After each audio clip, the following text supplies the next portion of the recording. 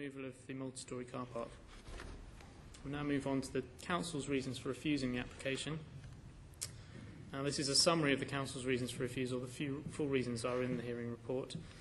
The key issues identified within the Council's first reason for refusal relate to the loss of undesignated heritage assets at the site. Those are the pub, the bank, and the proposed to be largely demolished London Fruit and Wool Exchange. Inappropriate scale, bulk, and massing. Inappropriate design response. Elimination of divisions between buildings. Failure to preserve or enhance the character of the conservation area, and harm to the setting of neighbouring listed buildings. The key issue identified within the Council's second reason for refusal relates to the failure to provide housing on site. So the key issues for the Mayor to consider, effectively derived from the Council's reasons for refusal, are the absence of housing on site, loss of undesignated heritage assets at the site, design response in terms of scale, height, massing, creation of a single block, and the impact of the proposal on the conservation area and listed buildings. First, we'll look at the absence of housing on the site. As a starting point, both local policy and the London Plan would seek the provision of housing on site as part of an office-led redevelopment that would contribute towards the establishment of a mix of uses. However, within the CAS, where office-led redevelopment would demonstrably contribute towards CAS objectives, and the London Plan does allow for reasoned exceptions to this approach.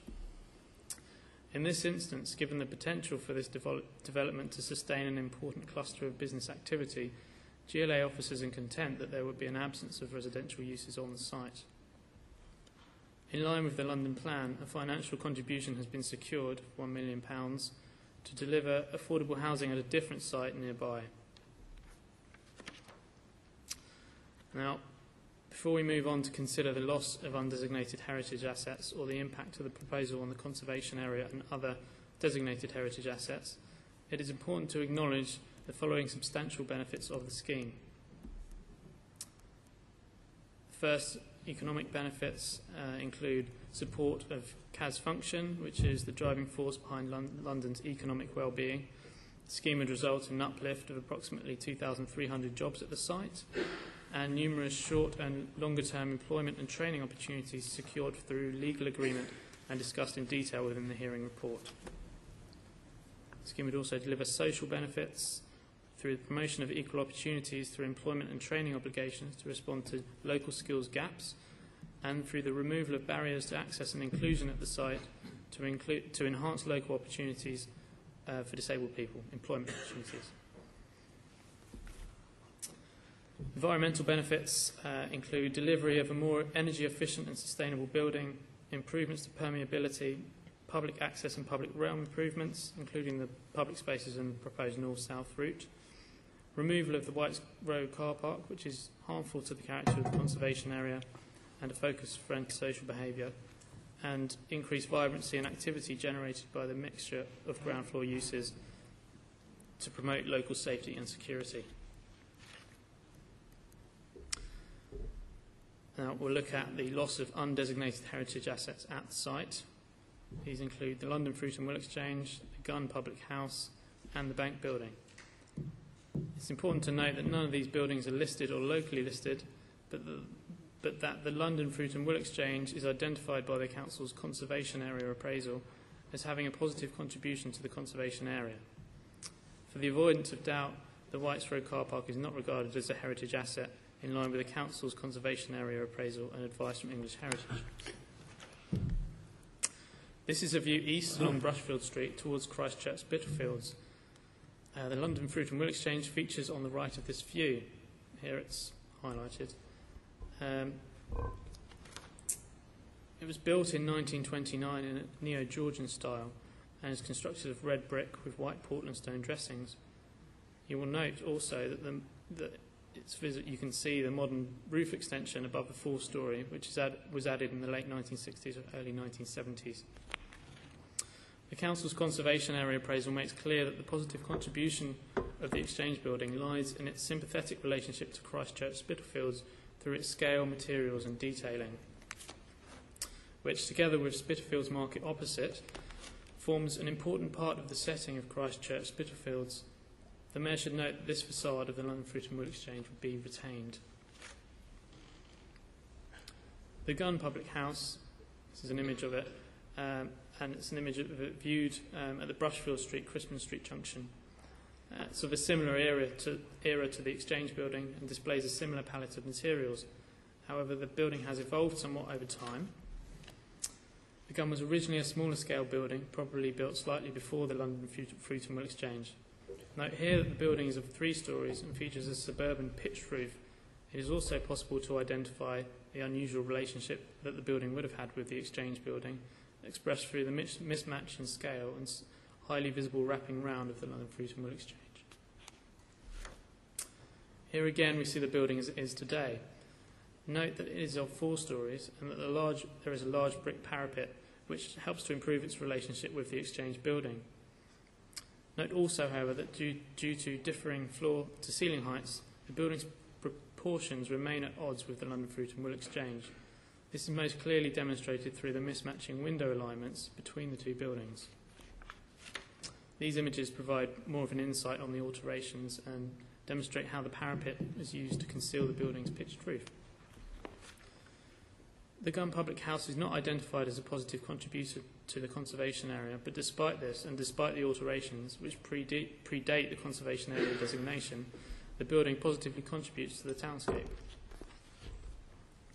This is the Bank building at the corner of Brushfield Street and Commercial Street. It is also of a similar era to the Exchange and was completed shortly after the Exchange was built. The building is of sound architectural quality and reflects a well-established design by a commercial architect of the day. Notwithstanding the fact that the building is well proportioned, it is still possible to observe a difference in floor-to-ceiling heights between the Bank and the London Fruit and Wool Exchange. This is revealed through the differing window alignments between these buildings. Whilst not specifically identified within the Council's conservation area character appraisal, it is noted that the colour, scale, texture and material palette of the Bank is sympathetic to the Exchange building and that the building positively contributes to the townscape. Given the townscape merits of these conservation area buildings, our starting point in negotiations with the applicant, even before the application was submitted, was to try to retain as much of these existing buildings as possible.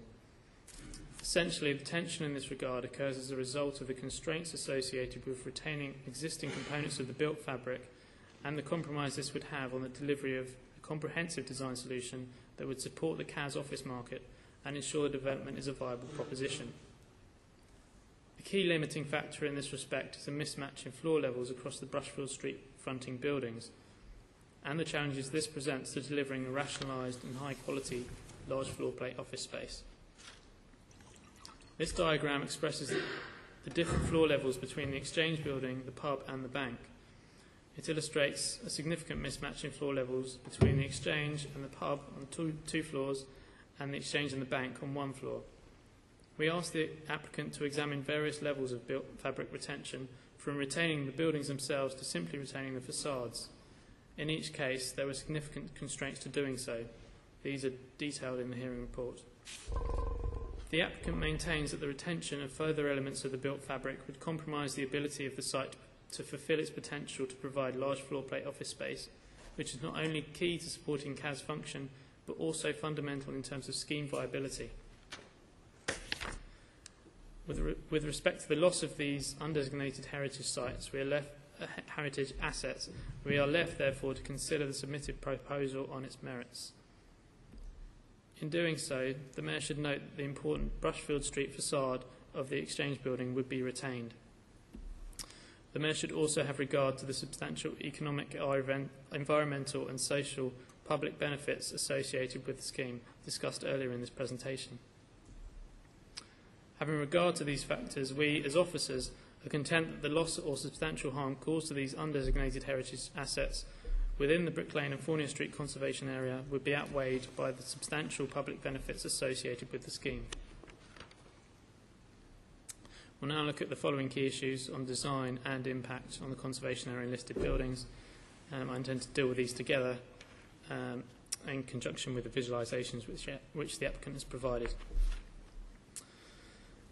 This is a particularly important local view looking east along Brushfield Street towards Christchurch Spitalfields, which, as we said before, is Grade 1 listed.